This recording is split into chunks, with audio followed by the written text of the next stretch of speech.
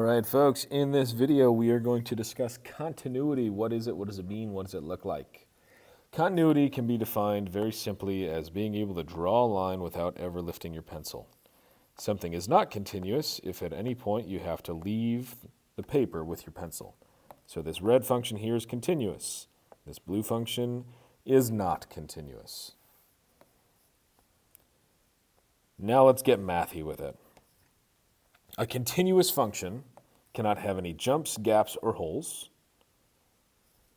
And the definition for it is that you have to have a limit that matches the function value. So f of c, your function has to be defined at some point, and the limit as x approaches c has to exist. But not only does it have to exist, they have to agree. So you need to have the function exists, the limit exists, and they agree with each other.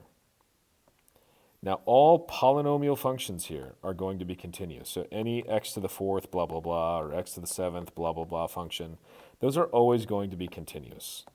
And if you think about it, those functions are always shaped either like some sort of parabola-looking thing with extra squigglies or some sort of cubic with extra squigglies. Those will always be continuous. All right, let's take a look at the following. Are these continuous at x equals 2? We need to make sure that the function itself exists, the limit exists, and those two values agree. First one, I can trace along that without lifting my pen. We're good. That is continuous. I'll put a check mark by it. Yay. Number two, I have a little gap right at that point. So it is discontinuous. I have to lift my pen off the paper right there. Now the limit exists, but the function does not exist. So this one is not continuous, and the reason for that is f of 2 is undefined. All right, number 3, we have a very similar scenario as number 2. However, now we have a function definition. So the function exists, it's right here. The limit exists, left and right side are approaching the same side, but they're not approaching that same destination. So this one would not be continuous. And the reason for that is the limit as x approaches 2 does not match f of 2. They have to agree. Number 4, this would not be continuous. If I was tracing along, I have to lift my pen off the paper to trace along that graph. Mathematically, I'm noticing that the limit from the left does not match the limit from the right. So this one is not continuous, and the reason for that is that the limit as x approaches 2 does not exist. Number 5, I have an asymptote. Well, anytime you have an asymptote, you have to lift your pen off to get to the other side. So that, by nature, is going to be discontinuous. And also, an asymptote kind of tends to, it leads us to believe that something is going down towards infinity. So you cannot graph down to infinity. You'd run out of time. So this would be discontinuous. And the reason for that is you could say that the limit as x approaches 2 does not exist. You could also say that the limit doesn't agree with the function value. That is acceptable as well. All right, number 6. This looks to be discontinuous because I have to lift my pencil off the paper. But let's see, the function value, does that exist? Yes, right there. 2 comma negative 2. The limit, yeah, they're both going to infinity. But does the function value equal the limit? No, that's where we have a disagreement. So the limit as x approaches 2 is not equal to that function value at 2. All right, now let's establish the different types of discontinuities. There are 3 main ones and then this oscillating one. You'll see few and far between, but it's there, so we got to know about it. First is removable. That's if you just have a little hole in the graph. The next is a jump, if you have to lift your pen and then jump somewhere completely elsewhere on the graph, if you have to teleport elsewhere. The next is infinite, if you ever have an asymptote. That would be an infinite discontinuity. And then oscillating I'll try zooming in, but it probably won't do us much good. That is if you have a graph that is so tightly compacted, where it gets infinitely compacted in there, that is considered a discontinuity. All right, so let's identify the continuities that we just saw. Number one, this was continuous, there's no discontinuities. Number two, we had a removable discontinuity. Number three, this would also be a removable discontinuity. Number four, we have a jump. Number five, since there's an asymptote, we have an infinite discontinuity.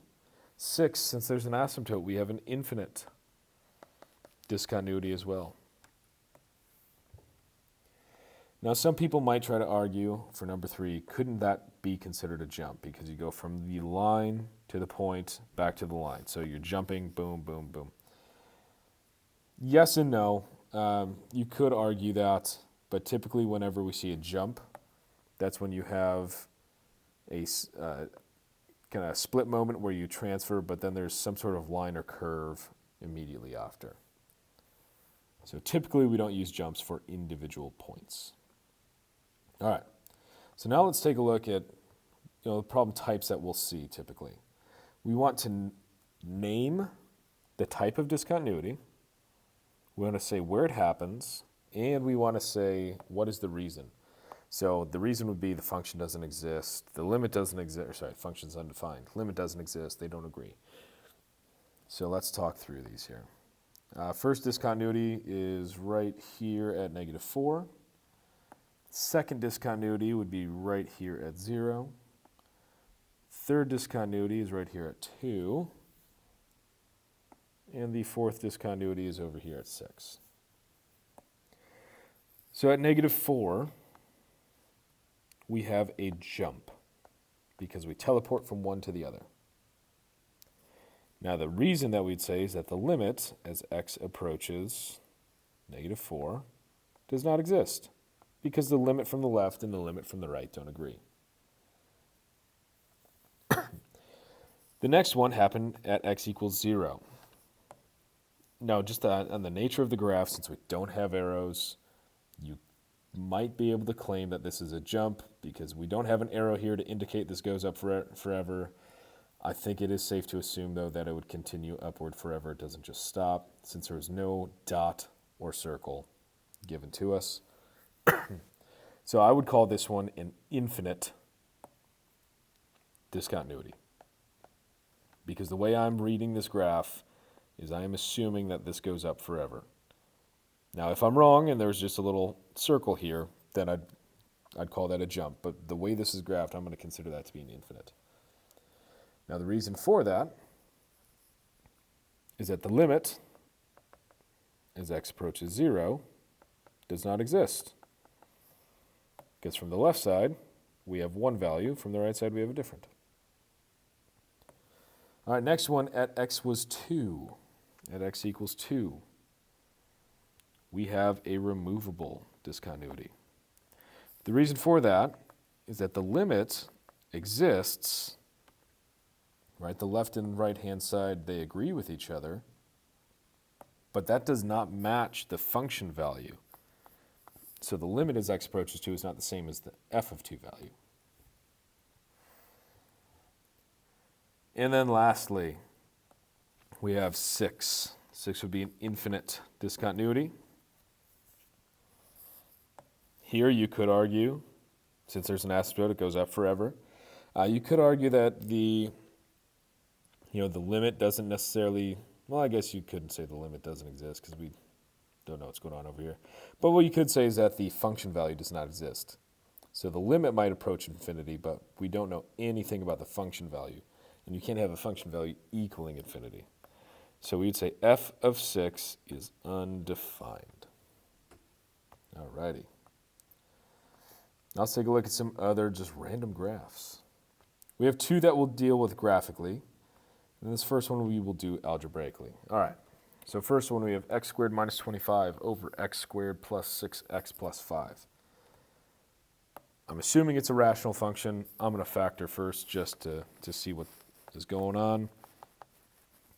Not 4. I have x plus 5, x minus 5, a difference of squares pattern with conjugate pairs. Down below, I would have x plus 5 and x plus 1. I'm seeing x plus 5's cancel. That means there's a removable discontinuity somewhere. And my function is going to be x minus 5 times x plus 1. So if I visualize graphically what this thing looks like, I have an x-intercept at 5. I have a vertical asymptote at negative 1. I've got a horizontal asymptote at positive 1. And there's a removable discontinuity at negative 5 comma something. Well, to figure out that something, I would plug in negative 5 for x here and here. So negative 5 minus 5 is negative 10. Negative 5 plus 1 is negative 4. So I have negative 10 over negative 4. That's the same as positive 10 fourths. That would be 2.5. So there's a removable discontinuity somewhere right over there. So in graphing this, this is a very, very crude sketch of what that thing might look like. So let's get our discontinuities. We have a removable at x equals negative 5. And then we have an infinite, because there is an asymptote discontinuity, at x equals negative 1. Those are the only two spots on the graph that is discontinuous. 2 and 3, we have a graph given to us. First one, x over absolute value of x.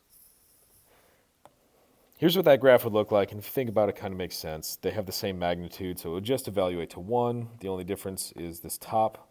The numerator could be positive, could be negative, but the denominator is always positive no matter what. So that's why we change from positive to negative results, but it's just horizontal at 1. Regardless, we have a discontinuity. We have a jump, and I can't spell the word jump. Great. Jump. We have a jump at x equals 0. So right here, that's where we're discontinuous. We have to lift our pencil from one to the other. Next one, we have x over x squared plus 2. Well, just looking at the graph, there doesn't really seem to be any funky business. I don't think this little point down here is anything. I think that's just a cursor on the calculator. And even, heck, thinking about it, there's really nothing that would give me a 0 on the bottom to cause a discontinuity.